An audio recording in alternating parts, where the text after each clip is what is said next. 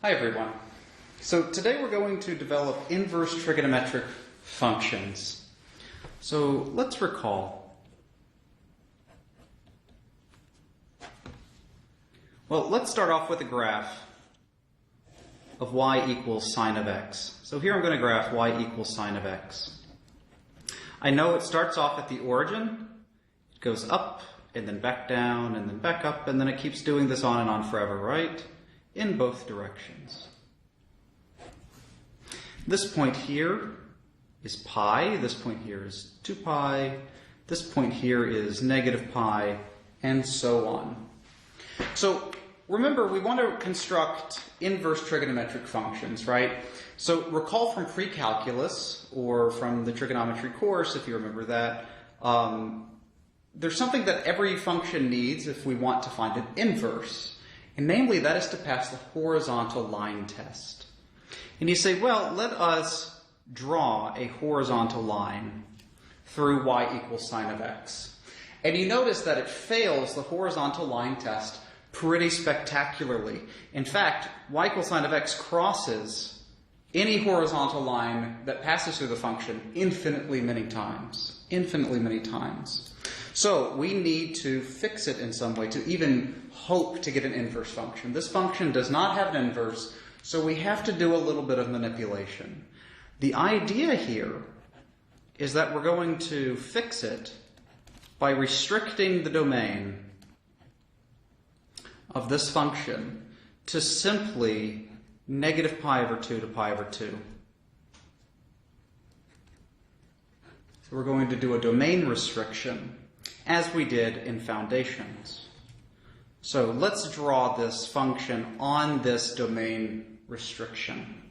From negative pi over 2, that's here in our original graph, right? And pi over 2 is here in our original graph. So let's just sketch that piece.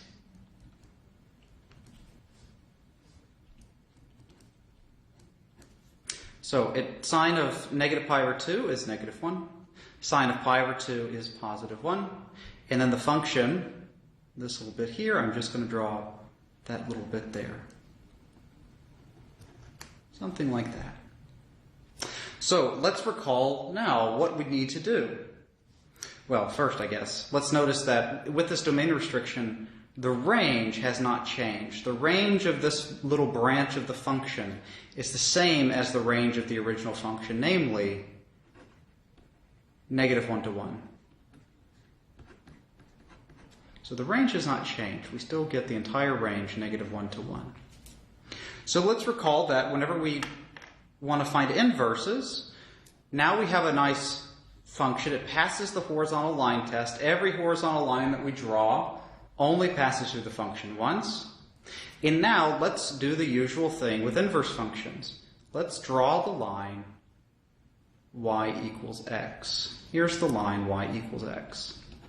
And remember, we want to flip this function. It's a reflection about the line y equals x to find the inverse function. Whenever we do this, the y values that are important for us become x values that are important for us. So now we go from negative 1 to 1 in the x values. And the x values in the original function become the new important y values. The domain and range swap, if you recall from foundations. The domain and range swap. And so now let's plot these important points that we plotted. Well, rather than negative pi over 2 comma negative 1, whenever you swap the x's and y's, it becomes negative 1 comma negative pi over 2. The point pi over 2 comma 1 becomes 1 comma pi over 2. Remember this? And now we swap. So rather than going to the right and then up, it goes up and then to the right. It looks something like this. This function here is the graph of y equals, we say, sine inverse of x, or you'll hear me say arcsine of x. I'll use them both interchangeably. The domain of this function, arcsine of x, is the range of the original function over here. So what's the domain? By this graph we see it's -1 to 1. And the range is the same as our original domain restriction. So we restricted our domain here to -π/2 to π/2. That's now the range of this inverse function. And this is super, super important. For these inverse trigonometric functions, you have to know these range restrictions. What's also important, and I'm going to write this down, it's important. These are inverse functions, in some sense, with respect to composition, not multiplication. What that means is that y equals, we write sine inverse of x with our little -1 exponent there. This is most certainly not equal to 1 divided by sine of x. Don't do that. Yeah, it is not 1 over sine of x. It's the inverse with respect to composition. What's also really important is that y equals arcsine of x, or sine inverse of x, is a function. It is a function. What does it mean to be a function? It means that there is only one output.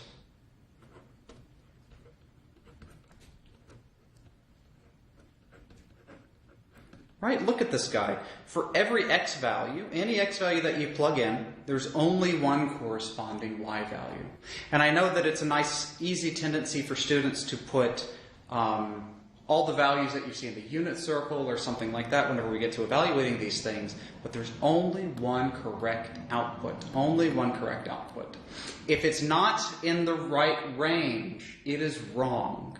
If you put more than one answer, it is incorrect. You have to be really careful here, everyone.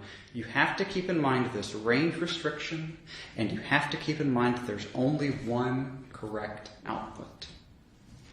All right, let's do the same thing except for cosine of x. Let's get an inverse function for cosine. So let's start off by sketching cosine of x, as we always do. Well, here he is. He starts off at y equals 0, and then he goes down and then up, and you get this little wavy guy, right? On and on and on forever. This top value up here is 1. This lowest point is -1. This point here is π/2. This 0 is 3π/2. This 0 is -π/2. And on forever. We also notice that this function, once again, spectacularly fails the horizontal line test. Any horizontal line that passes through the function actually passes through it infinitely many times. So in order to try to get an inverse, we need to do a domain restriction once again. So we need to restrict the domain to the interval 0 to pi. Let's restrict it to 0 to pi and graph what we have. So from 0 to pi, what do I get? Here's π/2. Here's pi. I'm just going to draw cosine of x on the interval 0 to pi. It starts off at 1, crosses 0 at π/2, just like up here, and then it finishes at -1 whenever x is equal to pi, right? There's our domain restricted graph for cosine of x. Similarly, as we saw for sine of x, the range is still -1 to 1. The range is still -1 to 1. We captured all y values with just this little piece. And let's now draw the inverse function. How do we do that? We always start off by drawing the line y equals x. So this is our line y equals x. And we want to rotate it, reflect it rather, about the line y equals x. So let's do that. So remember, once we reflect and swap the x's and y's, rather than going from 0 to pi on the x-axis, the reflected graph is going to go from 0 up to pi on the y-axis. Rather than going from -1 to 1 on the y-axis, the reflected version goes from -1 to 1 on the x-axis. This point here is 0, 1. That will be mapped to the point 1, comma 0. This is the point pi, comma negative 1. It gets mapped to the point negative 1, comma pi. And now, rather than looking like this, now whenever we reflect it, it instead goes, oh, and here's another, it will cross over at pi over 2 on the y-axis, and it goes down over to pi over 2, and then swoops down to 1.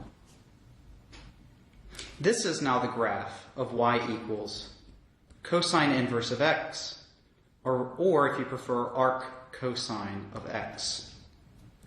As we see, the domain, and it's really important, is negative 1 to 1, and the range of arc cosine of x, and this is super important, put a star next to it.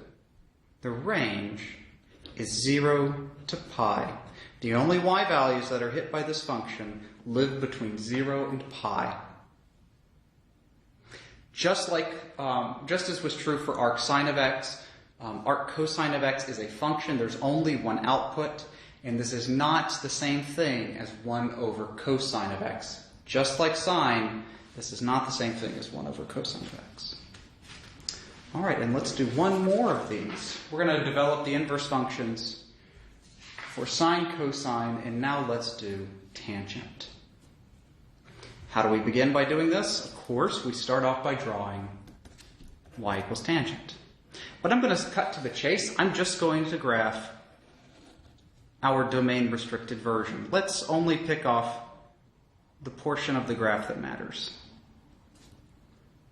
which is from negative pi over 2 to pi over 2. And here's my tangent function. So I'm picking off, in this case, a full period of tangent, aren't I? I've picked off a full period of tangent. And indeed, with this domain restriction, I still have all of the y values, which is what I want for these inverse functions. I have all of the y values, only looking between negative pi over 2 and pi over 2. So what's my domain restriction?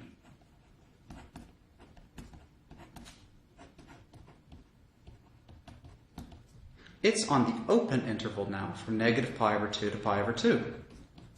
It's open because at the endpoints, I have these asymptotes, and the function never touches, does not have a value, rather, at x equals negative pi over 2 or pi over 2. And the range is all real numbers, or negative infinity to infinity if you prefer. So, how do we graph the inverse function? As I'm sure that you're all bored with now, we draw the line y equals x. Draw the line y equals x. Sorry, that's a bad line. And we reflected about the line y equals x, and let's draw that. Well, we know again, x's and y's have now swapped, right? So rather than having an asymptote at x equals negative pi over 2, I have an asymptote at y equals negative pi over 2. Rather than an asymptote at x equals pi over 2, positive pi over 2, I have a horizontal asymptote at y equals. So this is x equals pi over 2. My horizontal asymptote is now at y equals pi over 2. And my function looks something like this. And there it is. This is now the graph of y equals tan inverse of x or arctan of x. Oops. That's an x. What's the domain of this function? Well, it has swapped, right? So I know that the domain of the inverse function better be the range of the original. And indeed, all x values are permissible here, right? You can plug in any x value here, and you have a function value correspondingly. What's the range? I'm only hitting values between negative pi over 2 and pi over 2. And I notice that that is, in fact, the domain of the original function, right? Remember, the domains and range swaps for these inverse functions. So the range now is the open interval from negative pi over 2 to pi over 2.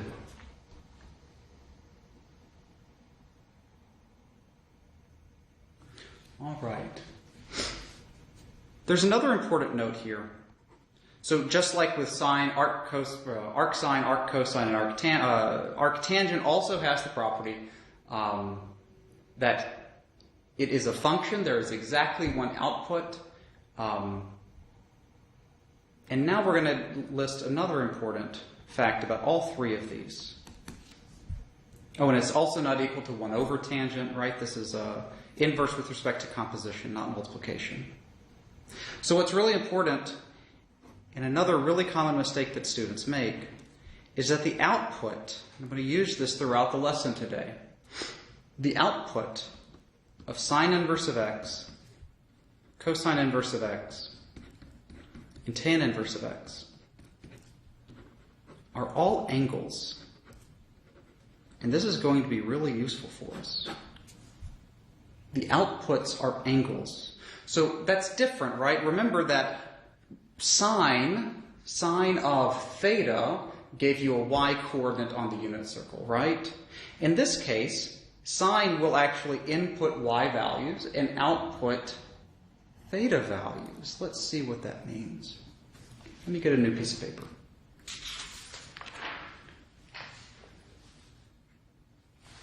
All right.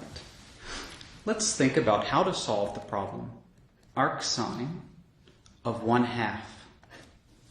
We know that the output of this is some angle theta. We know that. We know that the output is some angle theta. And let's think about how to solve this.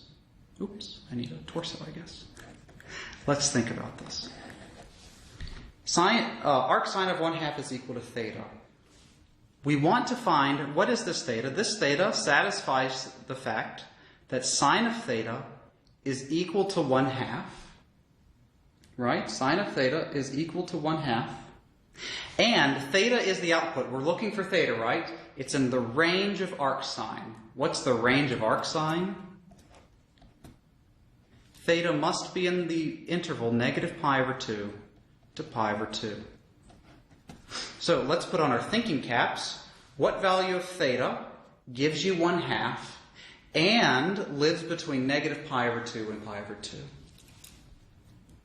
Must be π/6, right? Let's do another one. What about arc cosine of -√3/2? We know that this output is always an angle theta, right? Always an angle theta. And so let's think again. Let me draw a silly stick figure. Let's think. I know that it satisfies the equation cosine of theta equals -√3/2. And I know that theta is in the interval. Well, what interval is it in? I know it's an output of cosine. So theta is in the range of arc cosine. It's an output of arc cosine. So theta is in the range of arc cosine. What's the range of arc cosine? You have to know this. It's from closed interval 0 to pi. So now we ask ourselves, what value of theta between 0 and pi satisfies cosine of theta equals -√3/2? And the only one there is 5π/6. That's it. There's one unique answer. That's the only answer. Let's do another one. What about arctangent of the square root of 3? Well, similarly, the output's an angle theta. So we sit down on our thinking chair and we think, right? Just like Blue's Clues. And let's draw a thought bubble. We want theta that satisfies tangent of theta equals square root of 3. We know that theta must be in, well, what's the range of arctangent? The open interval -π/2 to π/2. Right? How do we solve this? How do we get an output of square root of 3? Let's recall. It's helpful here to remember that tangent of theta is the same thing as sine of theta over cosine of theta. And we're going to decompose root 3, and we're going to rewrite it in a fun, useful way as √3/2 divided by 1/2. Oops, I'm off the page there. There we go. √3/2 divided by 1/2 gives you √3. And so now the question becomes, theta has to satisfy Well, sine of theta better be root 3 over 2, right? And cosine of theta better be 1/2. And what interval do we need to live in? We need to live between negative pi over 2 and pi over 2. What theta satisfies that? I know that the only one has to be pi over 3. Only one has to be pi over 3. Well, boy, that's some fun stuff, isn't it? Let's do more. Let's do more. I'm going to come up here and work on this column. All right, what about the tangent, arctangent rather, of 1? Try to pause the video, figure this out yourselves. All right, so we want to ask ourselves the question, tangent of what gives me 1? And further, we know that the answer here must lie between negative pi over 2 and pi over 2 on the open interval. So there's only one value that satisfies that, which is pi over 4. Now I know what you're thinking. You're saying, boy gee howdy, isn't it also true that the tangent of 5 pi over 4 is also 1? Isn't that also true? And the answer is, yeah, sure, of course it is. You're totally right. The only issue is that 5 pi over 4 is not in the desired range. It's not in the interval negative pi over 2 to pi over 2. So if you put 5 pi over 4 as your answer here, it is wrong. It is wrong. Yes, it satisfies the condition that tan 5 pi over 4 is 1, but it does not satisfy the second condition where that stipulates where it must live, what interval it must live in. Each of these thought bubbles has 2 stipulations, don't they? We have one where one stipulation is the trigonometric equation, and the next one tells you where the angle theta must live. So they have to satisfy both to give us the right answer.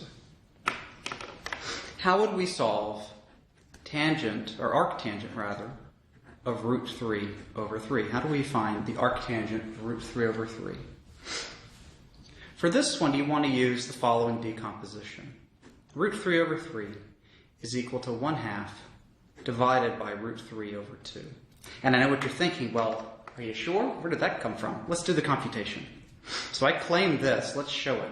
How do we divide fractions? You flip it and multiply, right? So if you flip it and multiply, you get 1 divided by root 3.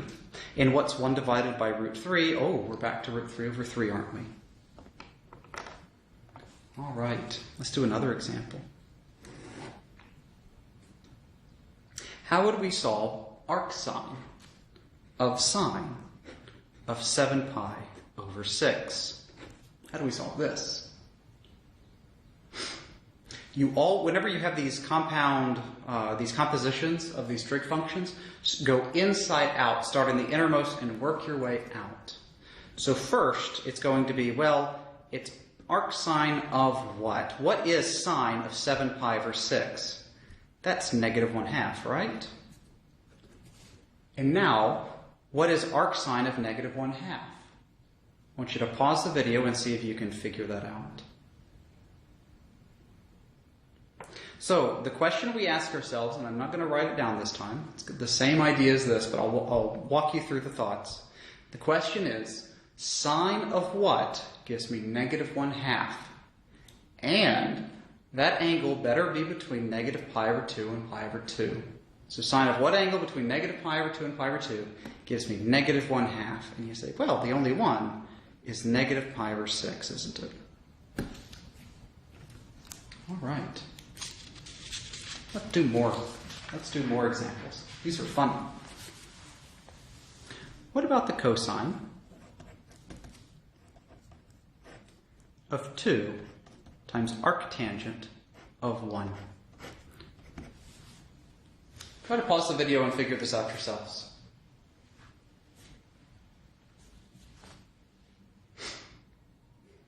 Okay. So, as before, there are other ways that we could work this problem that we'll see later on in the video, but for right now, let's just work inside out. What's the arctangent of 1? Well, tangent of what between negative pi over 2 and pi over 2 gives me 1. Tangent of what angle between negative pi over 2 and pi over 2 equals 1? And we know that that must be pi over 4, right? So now what is 2 times pi over 4? That's cosine of pi over 2. And what's cosine of pi over 2? That is 0, isn't it? That's kind of fun. Let's do another example. What's the sine of arc cosine of negative 1/3? And now we're stumped, aren't we? We don't know an angle whose cosine is negative 1/3. At least I don't. Maybe you do, but I certainly don't. So we can't just rely on unit circle knowledge. But what do I know? I know that the output for arc cosine of negative 1/3, the output here must be some angle theta. I know it has to be an angle theta. So then I just need to compute sine of that angle theta, right? Well, what does this mean? If arc cosine of negative 1/3 is theta, that means that cosine of theta has to be negative 1/3, doesn't it? And what do we know about theta? Theta must be in what interval? Has to live between 0 and pi. Well, what quadrant must it be in, therefore? Has to be in the second quadrant. So now then, let's draw our angle theta. Has to be in the second quadrant because cosine's negative, right? And I know it has to be between 0 and pi. That precludes the third quadrant. Only the second quadrant is appropriate. So let's draw our angle. Here's my angle theta. I know that the x value is negative 1. The hypotenuse is 3. I get this edge by doing the Pythagorean theorem. Square root of 9 minus 1 is the square root of 8. What do I want to compute now? I only need to compute the sine of theta. And that's super easy now. Sine of theta is y over r. So it's square root of 8 over 3. And you're done. That's all there is to it. Easy peasy. Let's do another one.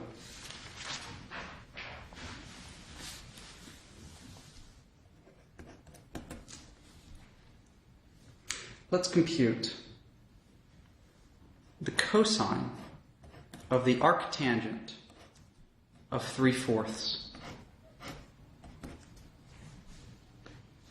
We're going to play the same game. I know that the output of arctangent of 3/4, the output of that must be some angle theta, right? I know that the output of arctangent of 3/4 has to be some angle theta. And then with that angle theta, I only need to compute the cosine of theta, right? So let's draw a picture. What does this equation mean? It means that tangent of theta equals to 3/4, and theta must be in the interval from negative pi over 2 to pi over 2. What quadrant is that in? Well, tangent's positive, and we're between negative pi over 2 and pi over 2. The only quadrant that works is quadrant 1. So we draw a quadrant 1 angle. Here's my angle theta. How do I label it? It's y over x, so that's 3, 4. My hypotenuse by the Pythagorean theorem is 5.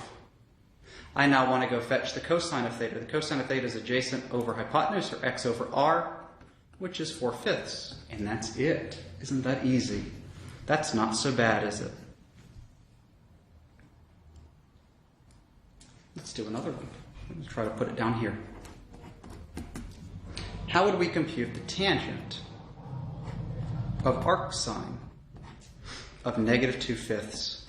Try to pause the video and do this yourselves.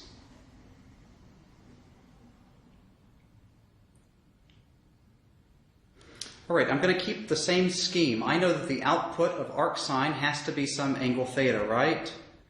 So I need to solve arcsine of negative 2/5 equals some angle theta, right? And then with that angle theta drawn in a plane, I need to only compute tangent of theta. So let's go fetch it. What does this equation mean? It means that sine of theta equals negative 2/5, and theta must live in the interval negative pi over 2 to pi over 2, right? So let's sketch a picture. I'm going to put it over here this time.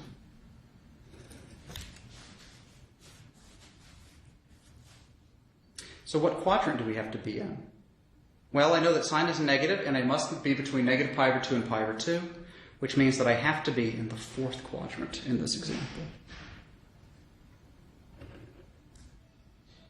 Well, I know that it's going to be y over r, so my y value is negative 2, my r is 5. How do I get, there's my angle theta, how do I get this x distance, or that adjacent length? We need the Pythagorean theorem, right? So it's going to be the square root of 25 minus 4, which is the square root of 21. And to finish off the problem, I simply need to compute tangent of this angle theta that we drew. Tangent is y over x. So this is negative 2 over root 21, which is negative 2 square root of 21 over 21, if you want to rationalize. All right, let's do more.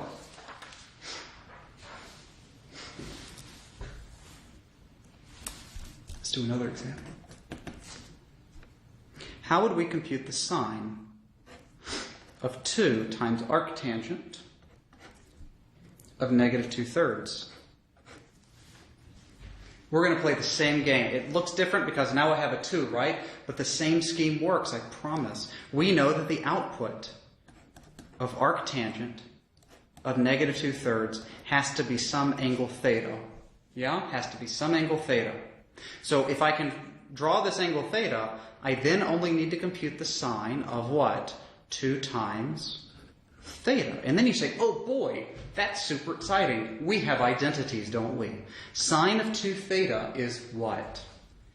It's 2 times sine of theta times cosine of theta. That's exciting. So if we can find a triangle that satisfies this equation here, we can just compute the sine, compute the cosine, and get our answer. Not so bad. Let's go for it. This guy, this equation, means that the tangent of theta is equal to negative 2/3. And we know that theta must be between negative pi over 2 and pi over 2. You have to keep in mind those range restrictions. So what quadrant must we be in? We must be in the fourth quadrant, right? Must be in the fourth quadrant. So it's y over x, so that's negative 2 over 3. My hypotenuse by the Pythagorean theorem is going to be the square root of 9 plus 4, which is 13. What do I do now? Oh, I forgot my angle theta. Sorry about that. There's my angle theta. What do we do now? It's 2 times. What's the sine of my angle theta? It's y over r, isn't it? What's the cosine of my angle theta? It's x over r. And now we just multiply and we're done. 2 times 2 times 3 is 4 times 3, which is negative 12. Root 13 times root 13 is 13. And that's it. Let's do a few more because this is so much fun, isn't it? What about the cosine of 2 times arcsine of 4/7? Pause the video and try to work this yourselves, please.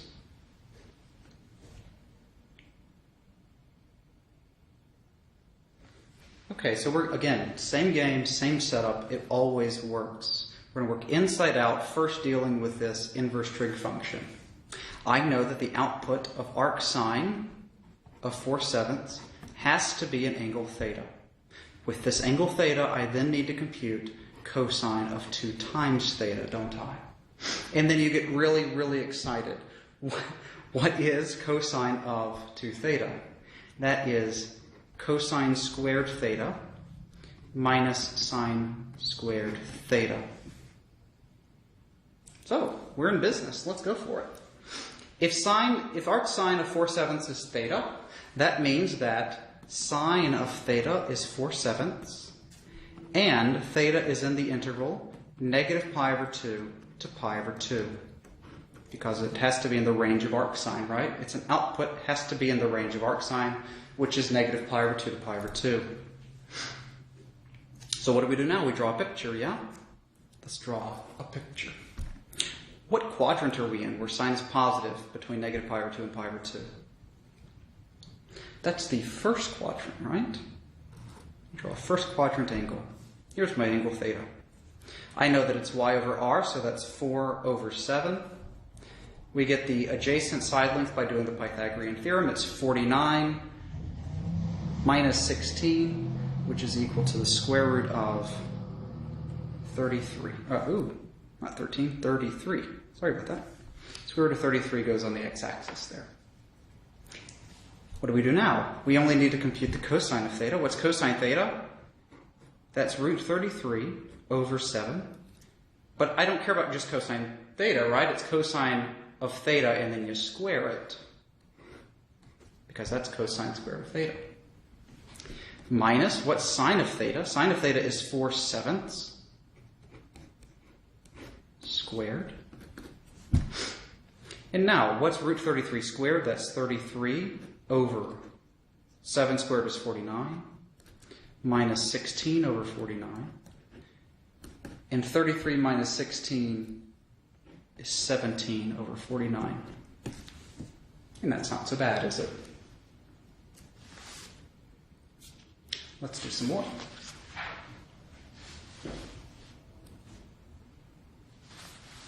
Example. How would we compute the sine of arccosine of negative 1/4 minus the arctangent of 1/5?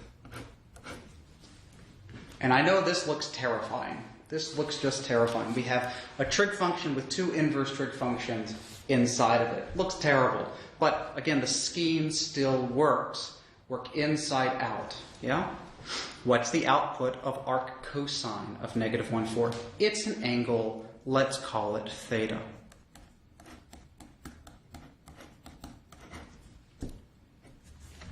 What's the output of arctangent of 1/5?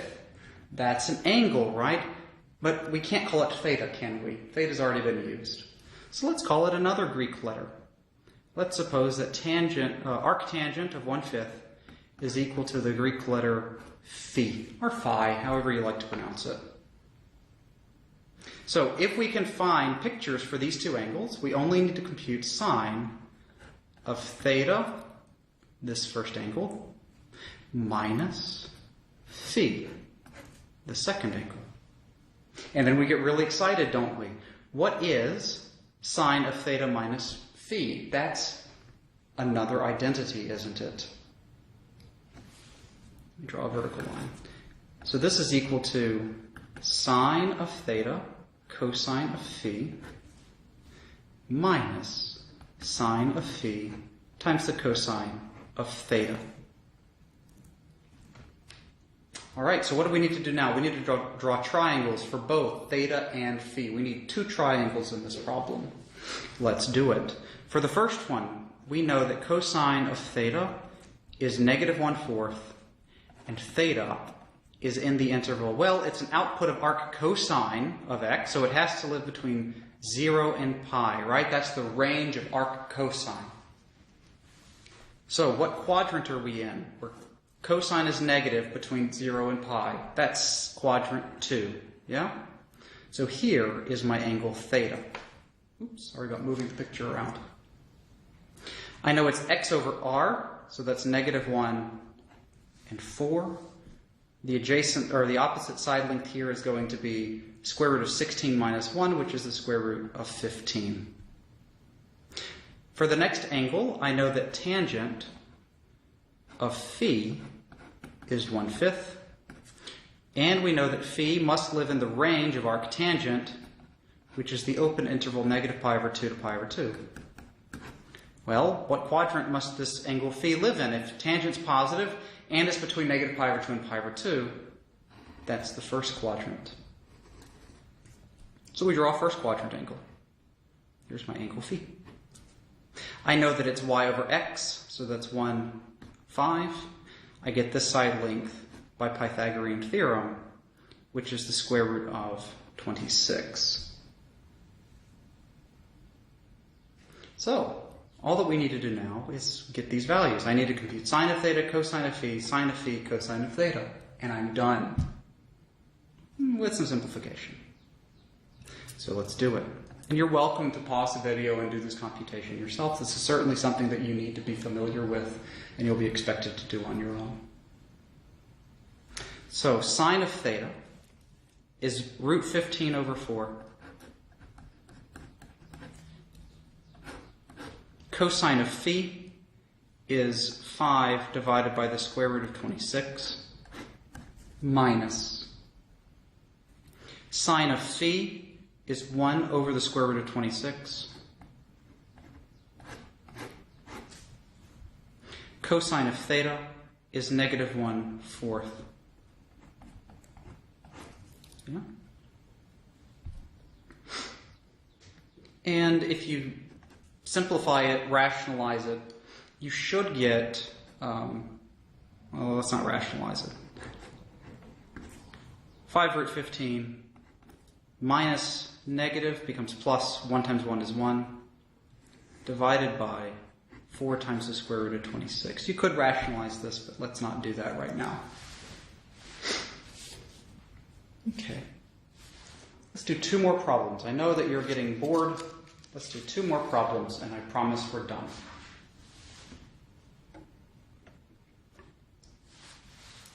Example.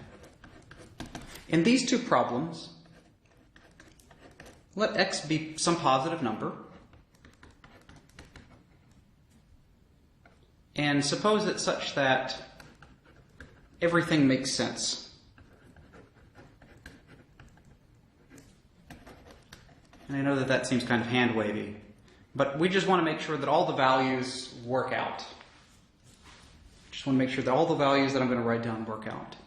So let's see how we can simplify something like secant of arctangent of x. And this is the same problem that we've been working. Rather than having like secant of arctangent of 1/5, now we've just replaced 1/5 with some variable x. So let's play the same game. I know that the output of arctangent is some angle theta, right? And now I only need to compute secant of theta. Well, if arctan of x is theta, then I know that tangent of theta is x. But let's be really clever here. Not really. We're going to instead write x as x divided by 1 to get a denominator. So now if I want to draw a picture, oh, I need to know what quadrant it's in as well, don't I? So tangent of theta is equal to x, and I know that theta must be between negative pi over 2 and pi over 2. So tangent of theta is x. X is positive. So tangent's positive between negative pi over 2 and pi over 2. That's quadrant 1. Here's my angle theta. How do I label it? It's y divided by x, so x goes here, and 1 goes here. What goes on my hypotenuse now? Well, by the Pythagorean theorem, it's the square root of x squared plus 1. And now, how do we solve the problem? I just need to peel off secant of theta. And the secant of theta is r over x, or hypotenuse over adjacent, whichever you prefer, which is simply the square root of x squared plus 1. And that's not so bad, is it? And one more problem. Let's do the sine of 2 arc cosine of x. Try to pause the video and do this yourselves. It's not so bad.